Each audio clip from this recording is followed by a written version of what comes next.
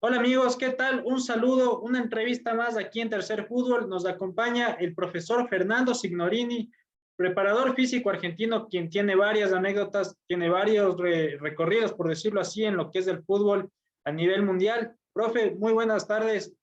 Un saludo desde Quito. Hola, muy buenas tardes, Martín. Profe, vamos desde el inicio. ¿Cómo se dan sus inicios en lo que es la preparación física, su vinculación al fútbol?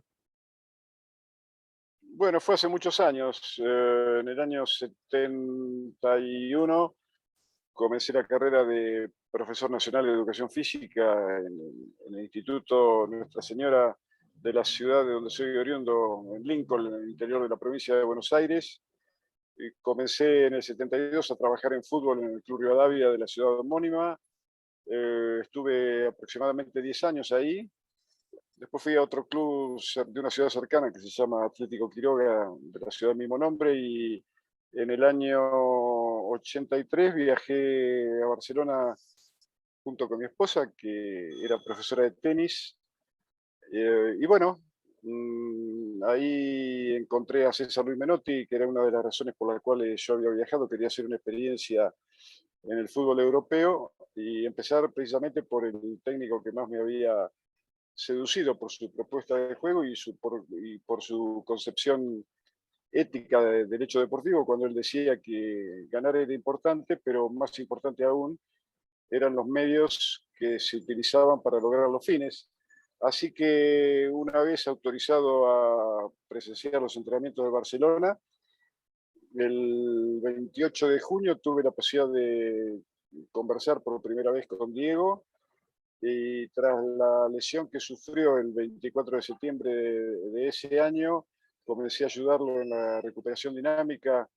Una vez concluida la rehabilitación que hizo el doctor Rubén Darío Oliva, que era un médico argentino residente en Milán y que había sido médico del cuerpo técnico de las selecciones de César Menotti en el 78, en que logró el título del mundo, y en el 82 en España. Así que a partir de ahí comencé con Diego, lo acompañé en los últimos meses en Barcelona. Después viajé con él a Nápoles, estuve desde el primer al último día. Es más, yo me quedé tras su suspensión porque él me dejó a cargo de todo lo que había dejado en Nápoles para armar los containers y enviárselo a Argentina. Y en noviembre del 92 él volvió al fútbol y me llamó para que lo acompañara en su aventura sevillana. Así que ahí estuve hasta que él, en el mes de junio del 93, decidió volver a Argentina.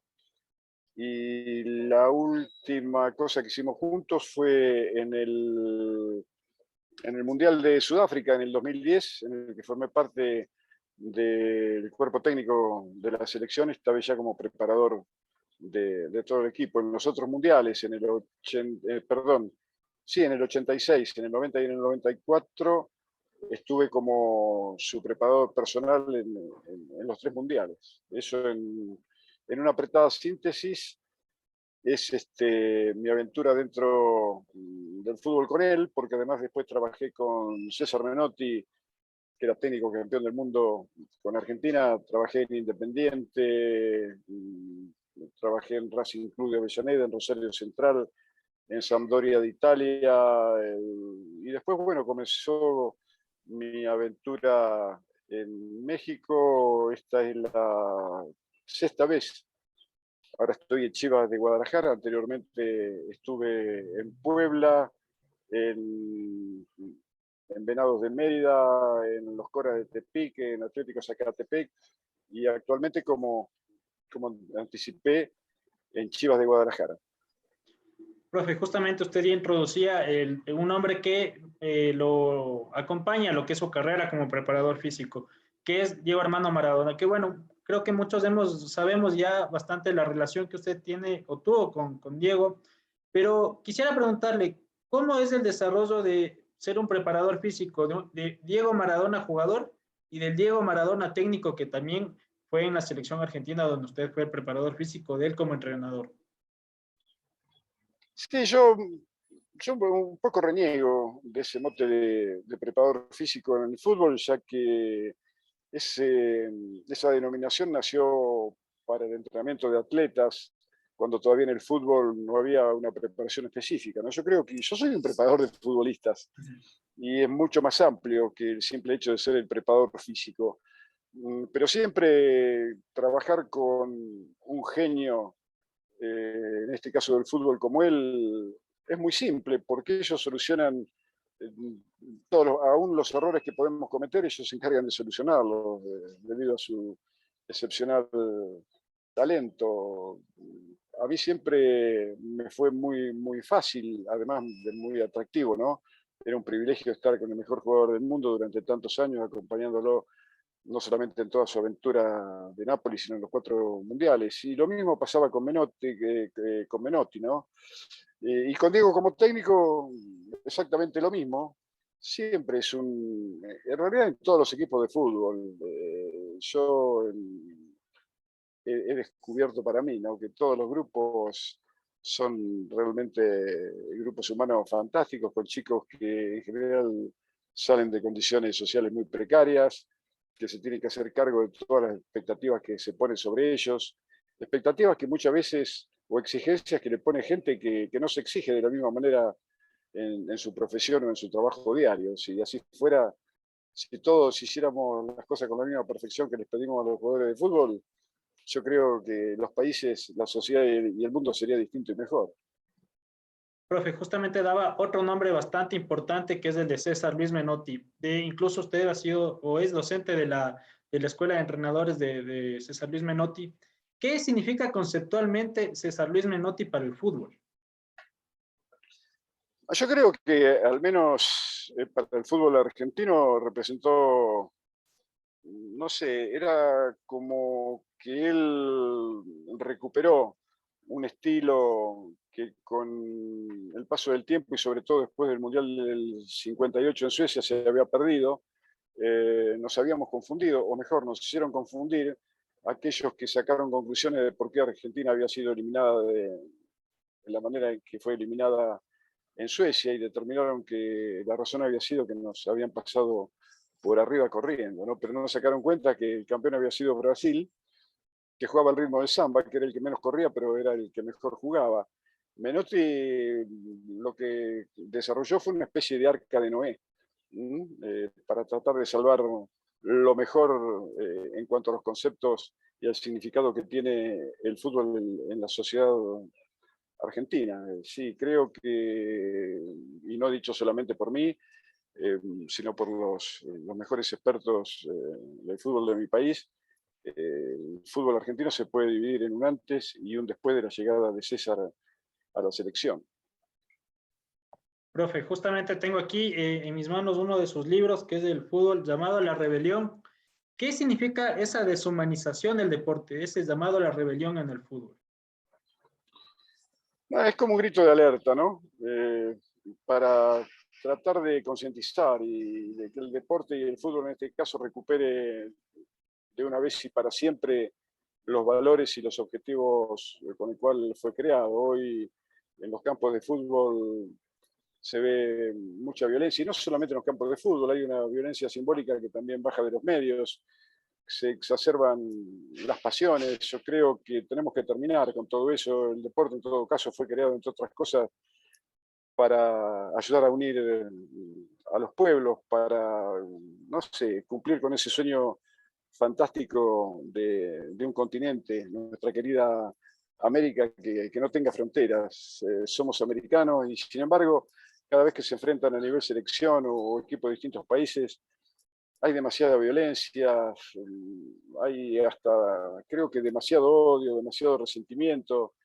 Y hoy el fútbol se ha transformado en eso, en un generador de violencia que realmente es para mí inentendible e injustificable, ¿no? Porque yo comencé en el fútbol con esa idea de que tenía Menotti, de que tenía que ser una fantástica excusa para ser feliz, a la que yo le agrego un argumento fantástico para ayudar a los papás y a los profesores para guiar al niño camino del mejor individuo posible para una sociedad que lo merece, que lo necesita, que lo reclama, porque de una vez por todas, si el fútbol como argumento cultural no es transformador de una realidad social y de su propia realidad, sirve para muy poco, sirve únicamente para el gran negocio, sirve para seguir dividiendo, sirve para ese sentido tribal de pertenencia que genera tanta violencia. Justamente, profe, usted nos habla de un fútbol por ahí con tintes de violencia, que por ahí también se proclama a veces privilegiar la trampa, que hay el VAR también actualmente, este fútbol moderno. ¿Cómo usted concibe o observa este fútbol moderno de la actualidad? No, lo concibo como, como algo que es parecido al fútbol, pero ya dejó de serlo, ¿no? Con tanto avance tecnológico, creo que el fútbol es más que nada una construcción cultural, ¿no?